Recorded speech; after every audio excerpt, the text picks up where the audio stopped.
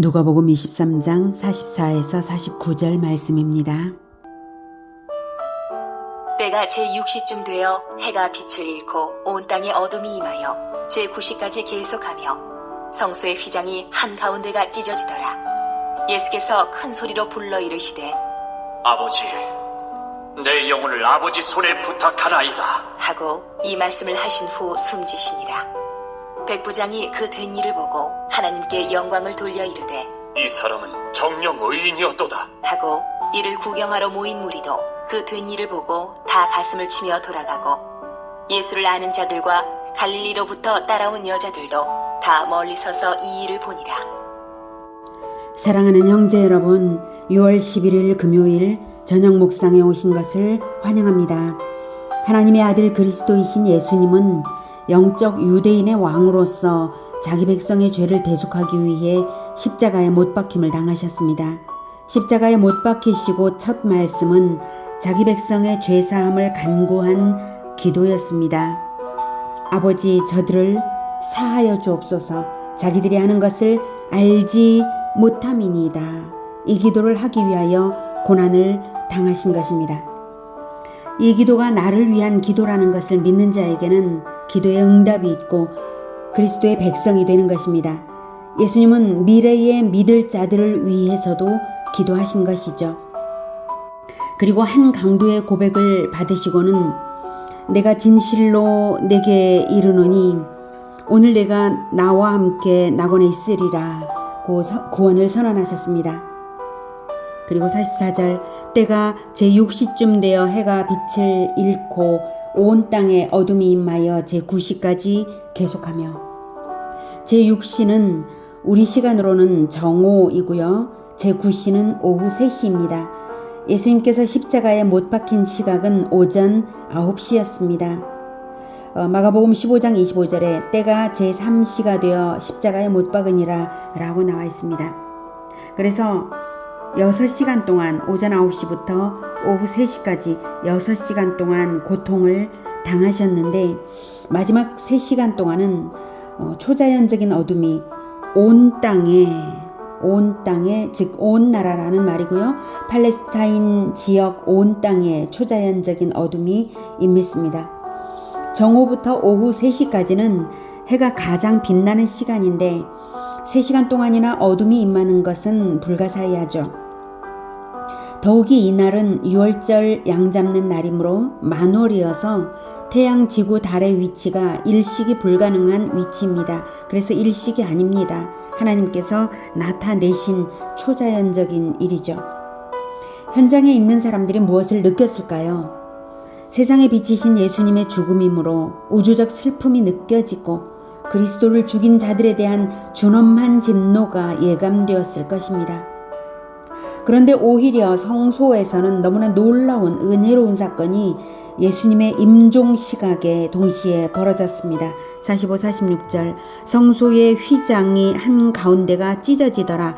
예수께서 큰 소리로 불러 이르시되 아버지, 내 영혼을 아버지 손에 부탁하나이다 하고 이 말씀을 하신 후 숨지시니라.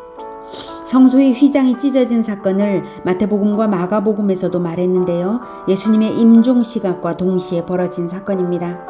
성소의 휘장이 찢어진 것은 무엇을 의미할까요? 우선 성소의 휘장은 지성소의 휘장을 말하는데요. 이것이 성막의 구조이고요. 이것을 이렇게 열어본다면 여기가 성소이고 여기가 지성소입니다. 성막으로 들어가면 동문으로 들어가면 번제단이 있고 번제단에서 흠없는 짐승의 피를 뿌려서 그 주검을 제물로 하나님께 올려드리고 그 피를 들고 대제사장이 성소 안으로 들어가서 속죄일에는 여기 지성소까지 그 피를 들고 들어가서 하나님을 만납니다. 여기 지성소에는 1년에 단 한 번밖에 못 들어가니까 이 성소에서 지성소를 향해서 본 장면을 보겠습니다. 이건데요. 성소와 지성소를 가리는 휘장입니다. 성소에서 지성소를 향하면 향단 건너, 여기가 향단이 있습니다. 향단 건너 휘장이 드리워져 있고 휘장 너머에는 법궤가 있습니다. 법궤가 있는 지성소는 대제사장만이 그것도 1년에 단 한 번 들어갈 수 있고 그조차도 속죄의 규례대로 철저하게 준비되지 않고는 결코 들어갈 수 없는 하나님의 존전입니다. 지성소 휘장은 사람의 손바닥 두께만큼이나 매우 두껍게 짠 휘장이고 성소의 높이가 꽤 높아서 이 높이가 12.5m 정도 됩니다. 인간의 힘으로는 이 위에서 아래로 성소 휘장을 찢어 놓을 수 없는 것이죠. 그리고 그렇게 찢어 놓아서 이득이 될 사람도 전혀 없고요. 그러므로 하나님께서 저 휘장을 찢어 놓으신 것이 분명한데요. 왜 찢으셨을까요? 그 의미가 무엇일까요? 그 의미를 히브리서 10장에서 이렇게 설명하고 있습니다.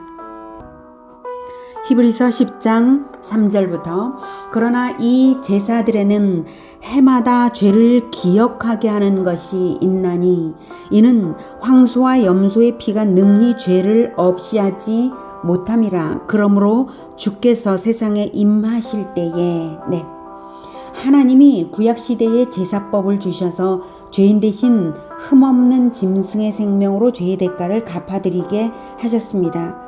그래서 흠없는 짐승의 피로 죄의 대가를 드리고 사람은 죽임을 당하지 않았습니다. 황소와 염소의 피가 그것입니다. 하지만 짐승의 피의 제사가 죄를 기억하게 죄인님을 깨닫게는 할 수 있지만 진정으로는 죄를 없앨 수 있는 것이 아닙니다. 그러므로 주께서 세상에 임하셨다는 것입니다. 그리스도께서 성육신하여서 사람으로 태어나신 이유는 황소와 염소로 드리던 구약 제사의 실체로서 인류의 죄를 도말하는 제물이 되기 위해 오셨다는 것입니다. 그렇게 초림하실 때에 그리스도의 말이 이르시되 기도를 드린 거죠. 말을 한 거네요. 이르시되 하나님이 제사와 예물을 원하지 아니하시고 오직 나를 위하여 한 몸을 예비하셨도다. 구약 제사와 예물 대신 영원한 제물이 되라고 아버지 하나님께서 그리스도를 위하여 한 몸, 즉 육체를 주셨다는 것을 말하는 것입니다. 그리스도가 6절 번제와 속죄제는 기뻐하지 아니하시나니 짐승 제사는 사실 하나님 아버지께서 기뻐하시는 제사가 아닙니다. 그것은 실체가 아니라 모형일 뿐이기 때문입니다. 예표일 뿐이기 때문입니다. 7절 이에 내가 말하기를 그리스도께서 기도하시기를 하나님이여 보시옵소서 두루마리 책에 나를 가리켜 기록된 것과 같이 하나님의 뜻을 행하러 왔나이다. 하나님이여 보시옵소서 두루마리 책에 구약 성경에 나를 가리켜 기록된 것과 같이 그리스도를 의미하는 모든 제사처럼 하나님의 뜻을 행하러 왔나이다. 하나님의 뜻에 순종하여 영원한 한 제사를 드리러 왔나이다 라고 기도하셨다는 것입니다. 그 제사가 십자가의 죽음이고 하나님의 뜻입니다. 하나님의 뜻대로 드려진 영원한 제사입니다. 8, 9절 위에 먼저 말씀하시기를 주께서는 제사와 예물과 번제와 속죄제는 원하지도 아니하고 기뻐하지도 아니하신다 하셨고 여기서 주는 하나님 아버지십니다. 자, 이는 다 율법을 따라 드리는 것이라. 그 후에 그리스도께서 말씀하시기를 보시옵소서 내가 하나님의 뜻을 행하러 왔나이다 하셨으니 그 첫째 것을 구약시대의 제사법이죠. 첫째 것을 폐하심은 둘째 것을 세우려 하심이라. 구약 율법이 명한 제사는 십자가 이후 폐지되었습니다. 물론 유대교에서는 계속합니다만 사실상 무의미한 것이고요. 하나님께 올려드려진 십자가의 제사로서 구약 모든 제사가 실현되었기 때문에 성취되어 버렸기 때문에 구약의 제사법의 형식은 폐지되었습니다. 다만 그 율법을 통해 진리를 배우고 가르치는 것만 남았습니다. 이 뜻을 따라 10절 이 뜻을 따라 예수 그리스도의 몸을 단번에 들이심으로 말미암아 우리가 거룩함을 얻었노라. 바로 이 둘째 것 이것을 세우려 첫째 것을 폐지하신 것입니다. 그리스도께서 초림하실 때에 언제 저런 기도, 이런 기도를 언제 하셨지? 하신다면 이 5절에 이르시되 다음에 하나님, 여기서부터 7절까지의 이 기도는 시편 40편 6절에서 7절에 다윗이 쓴 메시아 예언시를 인용한 것인데요. 다윗이 쓴 시들 중에는 훗날 그리스도가 하는 말을 미리 말한 것들이 많이 있습니다. 다윗이 그리스도 대신 미리 시로 기록해 둔 것이죠. 시로 하나님께 노래한 것이죠. 자, 그 메시아 예언시 중 하나이고요. 확인해 보겠습니다. 시편 40편 6절 7절. 주께서 내 귀를 통하여 내게 들려주시기를 제사와 예물을 기뻐하지 아니하시며 번제와 속죄제를 요구하지 아니하신다 하신지라. 그때에 내가 말하기를 내가 왔나이다. 나를 가리켜 기록한 것이 두루마리 책에 있나이다. 네, 이렇습니다. 같은 내용이죠. 다시 히브리서 10장 11절로 돌아왔습니다. 제사장마다 매일 서서 섬기며 자주 같은 제사를 드리되 이 제사는 언제나 죄를 없게 하지 못하거니와 오직 그리스도는 죄를 위하여 한 영원한 제사를 드리시고 하나님 우편에 앉으사 그 후에 자기 원수들을 자기 발등상이 되게 하실 때까지 기다리시나니. 네. 예수님의 십자가의 제사는 영원한 제사입니다. 십자가의 보혈은 성전의 번제단에서 번제물이 쉼없이 불살라 올려지듯이 십자가의 보혈은 하나님 앞에서 영원히 흘려지고 있는 것과 같습니다. 번제물이 아침에 한 번, 저녁 때 한 번 상번제가 있고 늘 번제단의 불은 결코 꺼뜨려지지 않는다는 거 알고 계신가요? 바로 그 번제단의 번제물이 영원히 타고 있는 것처럼 십자가의 보혈이 하나님 앞에서는 언제나 흘려지고 있는 것입니다. 그래서 믿는 자가 예수님의 이름으로 기도를 드릴 때에 하늘 성소에서 일어나는 일은 기도자가 번제단의 보혈을 들고 지성소에 나아가서 하나님의 보좌 앞에 서는 것과 똑같은 것입니다. 그런데 이때 지성소에까지 나아갈 때에 지성소의 휘장이 가로막고 있는데요. 휘장은 죄인이 생명의 대가를 치르지 않는 한 결코 하나님을 만날 수 없다는 의미를 줍니다. 그런데 그것이 예수님의 몸이 찢겨질 때의 휘장도 찢으셨다는 사실입니다. 하나님 앞에 이제는 보혈을 들고 나아오라고 누구든지 모든 믿는 자들에게 완전히 길을 내셔서 공개하신 것이죠. 하나님의 보좌까지 가는 그 길을 공개하신 것입니다. 19, 20절. 그러므로 형제들아 우리가 예수의 피를 힘입어 성소에 들어갈 담력을 얻었나니 그 길은 우리를 위하여 휘장 가운데로 열어놓으신 새로운 살 길이요 휘장은 그의 육체니라. 이렇게 하심으로써 믿는 자들은 너무나 놀랍고 말할 수 없는 은혜를 얻게 되었습니다. 각 개인들이 그 어느 누구를 통하지 않고 직접 하나님께 나아갈 수 있게 된 것입니다. 히브리서 4장 16절에는 그러므로 우리는 긍휼하심을 받고 때를 따라 돕는 은혜를 얻기 위하여 은혜의 보좌 앞에 담대히 나아갈 것이니라 라고 말하고 있습니다. 예수님의 이름으로 기도할 때 우리는 하늘 성소의 은혜의 보좌 앞에 서는 것입니다. 이 놀라운 일은 누가 생각이나 할 수가 있었습니까? 우리가 예수님의 이름으로 기도하는 그것이 바로 구원입니다. 이것을 위해 예수님께서 자기 몸을 찢으셨고 하나님은 동시에 성소의 휘장을 찢으신 것입니다. 그러니 우리가 날마다 예수 그리스도의 이름으로 보좌 앞으로 나아가 죄를 고백하며 긍휼하심을 받아 죄 사하심을 담대히 받아야 하지 않겠습니까? 그리고 때를 따라 돕는 은혜를 얻기 위하여 은혜의 보좌 앞에 담대히 나아가 기도를 올려드려야 하지 않겠습니까? 누가복음 23장으로 다시 돌아가겠습니다. 예수께서 큰 소리로 불러 이르시되 아버지 내 영혼을 아버지 손에 부탁하나이다 하고 이 말씀을 하신 후 숨지시니라. 이렇게 마지막 기도를 하고 돌아가셨는데요. 이 마지막 기도는 십자가의 죽음이 예수님이 자발적으로 하나님께 자기 생명을 올려드린 것임을 분명히 보여주고 있습니다. 이 모든 일이 예수님의 자발성이 아니었다면 결코 제사로서의 의미가 없을 것입니다. 하나님의 뜻을 알아들여서 자발적으로 올려드린 영원한 제사였습니다. 그럼으로써 하나님께서 자기 아들을, 우리 모든 죄인들을 위하여 자기 아들을 내어주실 놀라운 사랑을 가지셨다는 것을 예수님이 자기 생명으로 증명하고 있는 것입니다. 47절, 백부장이 그 된 일을 보고 하나님께 영광을 돌려, 그러니 하나님께 영광을 돌릴 수 있는 것입니다. 하나님께서 자기 아들을 죄인들을 위하여 이렇게 내셨구나. 이것이 하나님께 영광인 것입니다. 영광을 돌려 이르되 이 사람은 정녕 의인이었도다.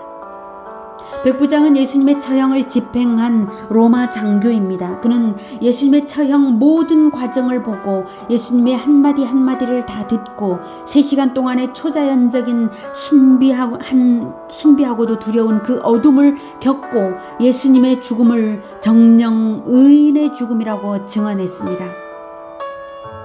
48절, 이를 구경하러 모인 무리도 그 된 일을 보고 다 가슴을 치며 돌아가고, 구경하러 모인 무리, 호기심으로 몰려든 사람들도 그 모든 과정을 보고 하나님을 두려워하게 되었고, 하나님의 아들이 사람에게 죽임을 당했다는 이 엄청난 사건에 심적인 고통을 느끼고 돌아갔습니다. 49절, 예수를 아는 자들과 갈릴리로부터 따라온 여자들도 다 멀리 서서 이 일을 보니라. 믿는 자들과 예수님을 잘 따르던 여자들도 이 모든 일을 보고 다시금 예수 그리스도를 확인했습니다. 비록 멀리 서서 보았지만요. 자, 오늘은 죄인인 우리를 하나님의 보좌 앞에 나아가 죄사함을 받고 때를 따라 돕는 은혜를 받을 수 있도록 보혈의 피를 뿌리시고 자기 몸을 찢음으로써 하늘 성소에 직접 나아갈 수 있는 길을 우리에게 내어주신 예수님을 만났습니다. 오직 예수님만이 하나님의 보좌 앞으로 나아가는 휘장 가운데로 열어놓으신 새로운 살 길 되십니다. 우리를 하늘 보좌로 나아가게 하는 새로운 살 길 되십니다. 언약대로 오셔서 자기 몸을 찢으신 유일하신 하나님의 아들 그리스도 예수님만이 그 길이 되십니다. 우리가 이 은혜를 어떻게 갚을 수가 있겠습니까? 결코 갚을 수 없지만 예수님이 가장 원하시는 것을 날마다 행함으로써 최선을 다해 갚음이 되도록 살아야 하겠습니다. 그것은 바로 예수 그리스도의 이름으로 부지런히 보좌 앞에 나아가는 그것입니다. 이제 보좌 앞으로 나아가겠습니다. 은혜가 충만하신 아버지 하나님, 우리가 이렇게 보좌 앞에 나아가 예수 그리스도의 이름으로 기도할 수 있도록 새로운 살 길을 하나님의 아들의 생명으로 그 몸을 찢음으로써 우리에게 내어주셔서 너무나 감사합니다.